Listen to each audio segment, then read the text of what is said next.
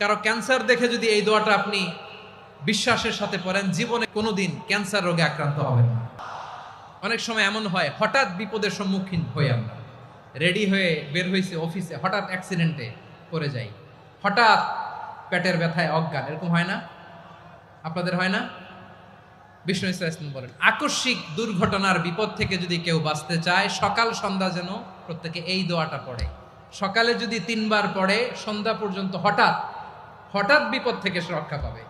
Two be protected from sudden calamity, sudden disaster, sudden calamity, হঠাৎ বিপদ, হঠাৎ ভয়ঙ্কর কোন আকস্মিক বিপদ থেকে আল্লাহ বাঁচায় দিবে। সকালে পড়লে সন্ধ্যা পর্যন্ত প্রোটেক্টেড, সন্ধ্যাবেলায় যদি 3 বার পরে সকাল পর্যন্ত প্রোটেক্টেড। সুবহানাল্লাহ পড়ে।